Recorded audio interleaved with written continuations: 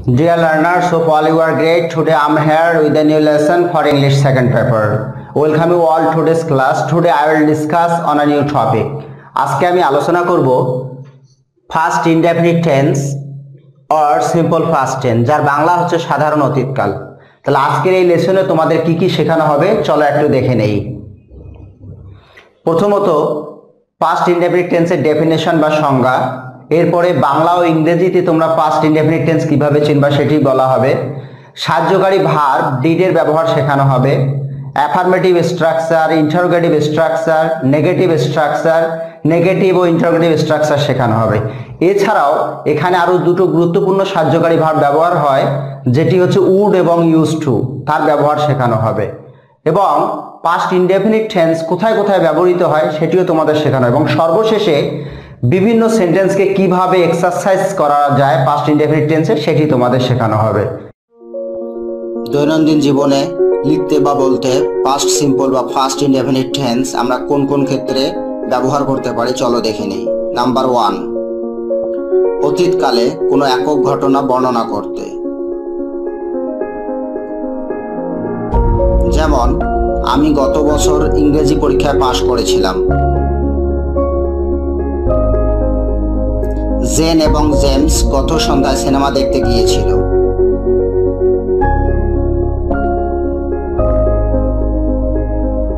Number 2, অতীত ঘটনা ধারাবাহিকভাবে বর্ণনা করতে। যেমন আজ সকালে আমি গোসল করেছিলাম, টিভি দেখেছিলাম, পত্রিকা পড়েছিলাম এবং সকালের নাস্তা তৈরি করেছিলাম। নাম্বার 3, অতীতকালের সত্য ঘটনা প্রকাশ করতে। যেমন আমি প্যারিসে 5 বছর বাস করেছিলাম।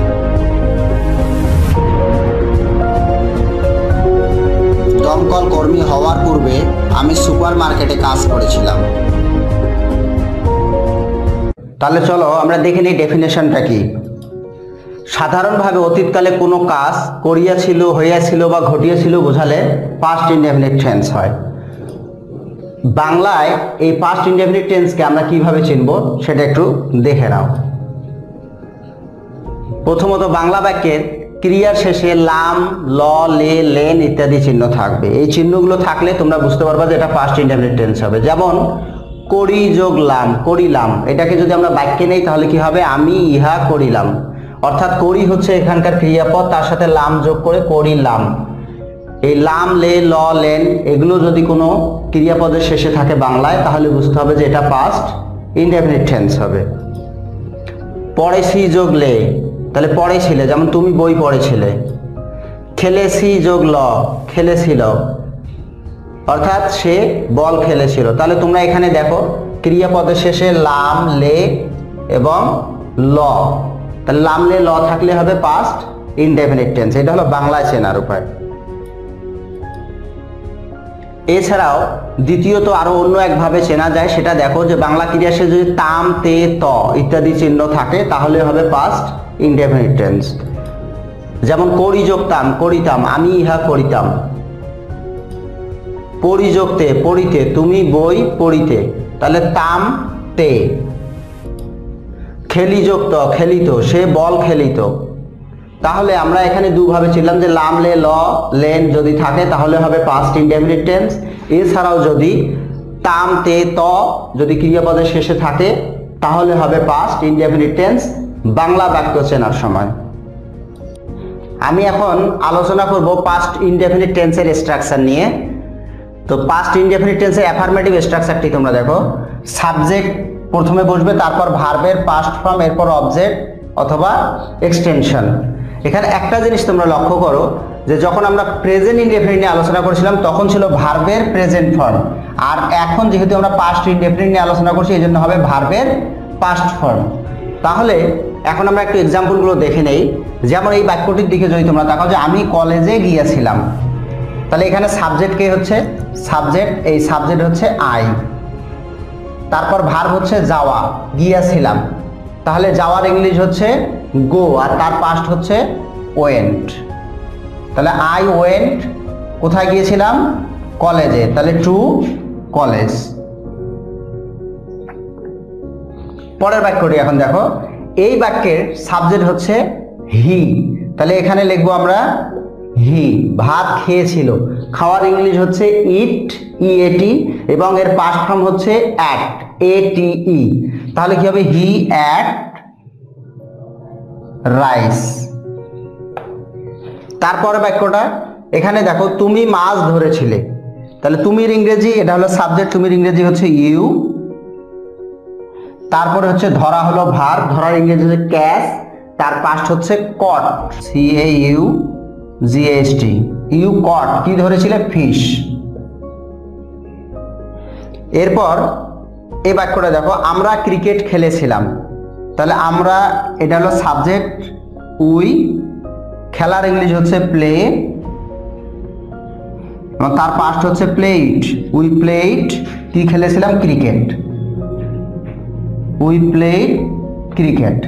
তাহলে তোমরা এখানে একটা জিনিস দেখো সকলেই, যে বাংলা বাক্যের প্রতিটা ভার্বের শেষে কিন্তু এই যে লাম, ল, লে, লাম, এই চিহ্নগুলো কিন্তু আছে, এই জন্য এটা হলো পাস্ট ইনডেফিনিট টেন্স।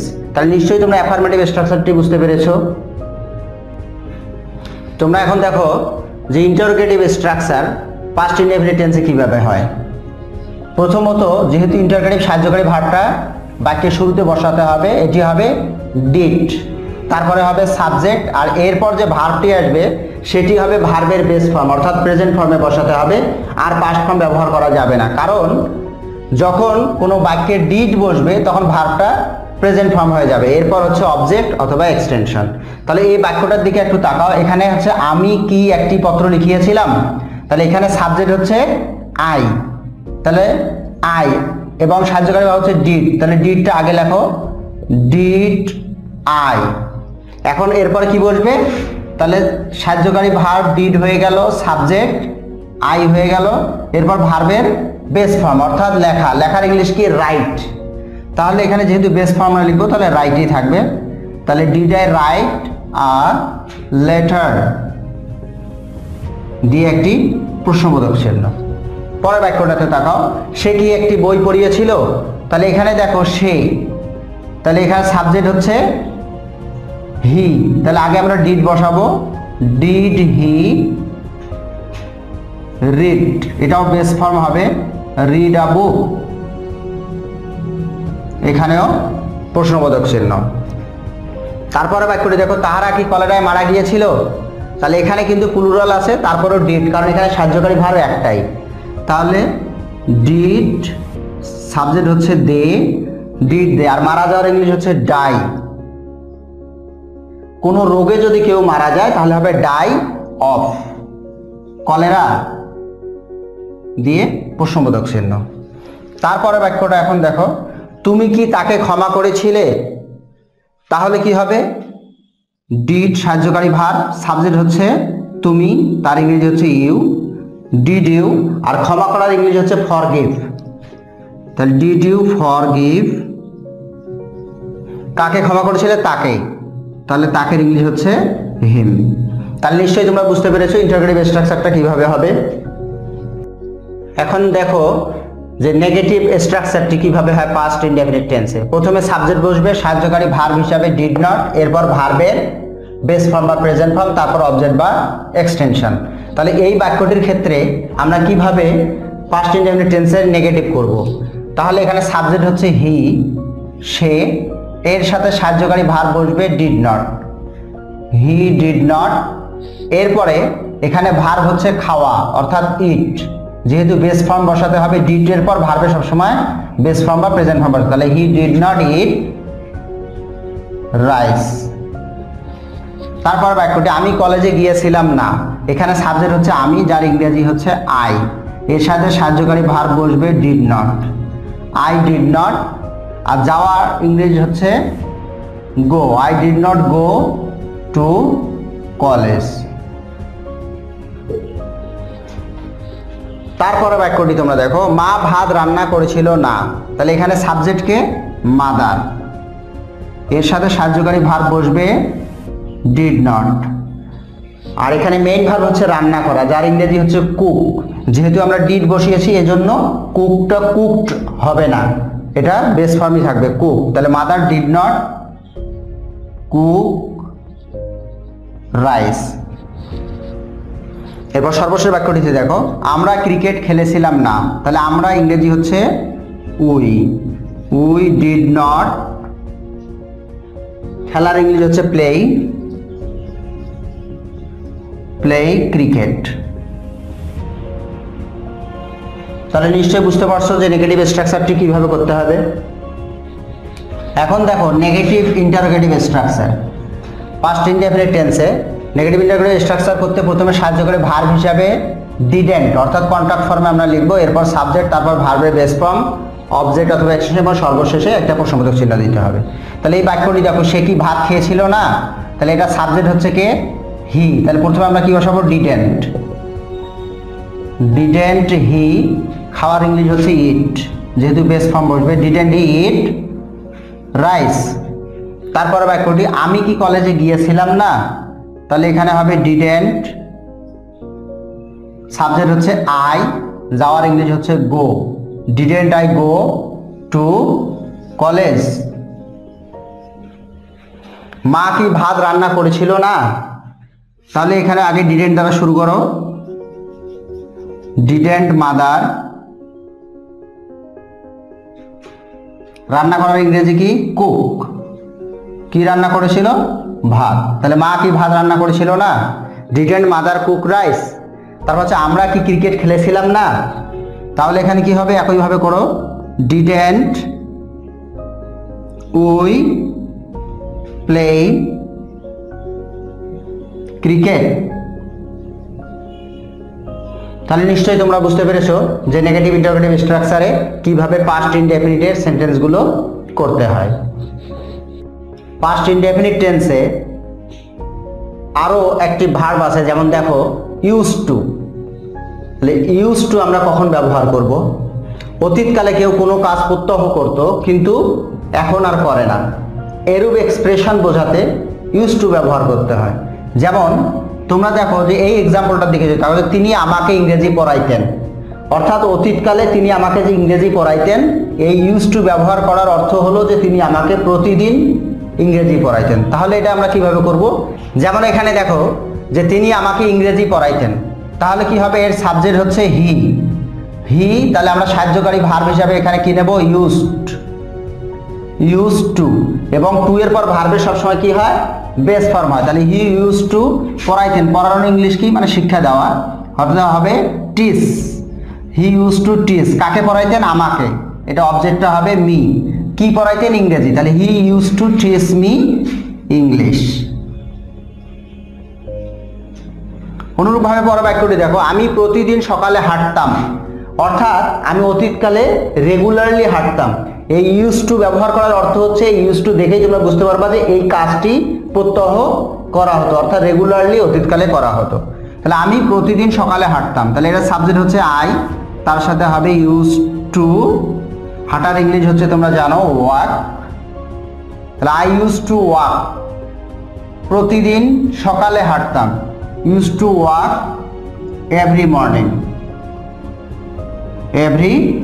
মর্নিং, তাহলে কি হচ্ছে পূর্ণ বাক্যটা, আমি প্রতিদিন সকালে হাঁটতাম, I use to walk in the every morning. নিশ্চয়ই তাহলে তোমরা ইউজ টু ব্যবহারটি বুঝতে পেরেছো। পাস্ট ইনডেফিনিট টেন্সে আরও একটি ভার্ব ব্যবহৃত হয়, সাহায্যকারী ভার্ব, যেমন উডটা আমরা কখন ব্যবহার করব, যে অতীতকালে কেউ কোনো কাজ মাঝে মধ্যে করতো কিন্তু এখন করে না, এরও বোঝাতে উড প্লাস মূল ভার্ব বসে। অর্থাৎ এর আগে আমি আলোচনা করলাম ইউজ টু, অর্থাৎ অতীতকালে প্রতিদিন যে কাজ করতো, কিন্তু উড আমরা যখন বসাবো তখন এটা দ্বারা বোঝাবে যে কোনো কাজ মাঝে মধ্যে করা হতো, তখন উড ব্যবহার করা হবে। যেমন আমি প্রায় চা খাইতাম, এর দ্বারা কি বোঝাচ্ছে, যে আমি অতীতকালে রেগুলারলি চা খেতাম না, প্রায় মানে মাঝে মধ্যে খেতাম। তাহলে তোমরা এখানে খেয়াল করো যে আমি এখানে হচ্ছে সাবজেক্ট, তাহলে আই, সাহায্যকারী ভার্ব এবার now would, I would take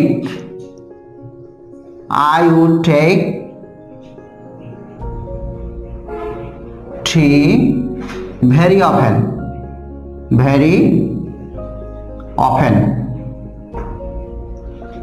পরের বাক্যটি খেয়াল করো, আমি সকালে হাঁটতাম। এর দ্বারা বোঝা যাচ্ছে যে আমি মাঝে মধ্যে হাঁটতাম, রেগুলারলি হাঁটতাম না, যদি উড বসানো হয়। তাহলে এটা সাবজেক্ট হচ্ছে আই, সাহায্যকারী verb would. I would walk in the morning. I would walk in the morning. তাহলে নিশ্চয়ই তোমরা বুঝতে পেরেছো যে ইউজ টু আমরা যখন বসাবো বুঝতে হবে যে রেগুলারলি কোনো কাজ অতীতকালে করা, আর যদি উড বসানো থাকে, উড থাকে বাক্যের মধ্যে, তাহলে বুঝতে হবে যে এই কাজটা মাঝে মধ্যে করা হতো। তাহলে এই জিনিসগুলো, এই পয়েন্টগুলো তোমাদের অবশ্যই মাথায় রাখতে হবে। এখন আমি তোমাদের জন্য এক্সারসাইজ করাবো যে কিভাবে পাস্ট ইনডেফিনিট টেন্সের সেন্টেন্স রূপান্তর করা যায়। আমি তোমাদের বোঝার সুবিধার জন্য একটি করে দিচ্ছি, বাকিগুলো তোমরা করে আমাকে কমেন্ট বক্সে লিখে জানাবে এবং আমি এর উত্তর তোমাদের দিয়ে দেব। তাহলে এই বাক্যটার দিকে তোমরা তাকাও যে এই বাক্যটাকে আমরা কিভাবে পাস্ট ইনডেফিনিট করব। তাহলে তোমরা জানো যে পাস্ট ইনডেফিনিটের নিয়মটা কি, যে ভার্বের পাস্ট ফর্ম হবে। তাহলে বইয়ের পাস্ট কি, ওয়েন্ট। এটু করে দিলে তোমার কাজটা শেষ। তাহলে he went to buy some mangoes. তাহলে নিশ্চয়ই বুঝতে পারছো যে কিভাবে এই সেন্টেন্সগুলো রূপান্তর করতে হবে পাস্ট ইনডেফিনিটে। And thank you very much, and this is all about for first indefinite tense. Thank you for watching.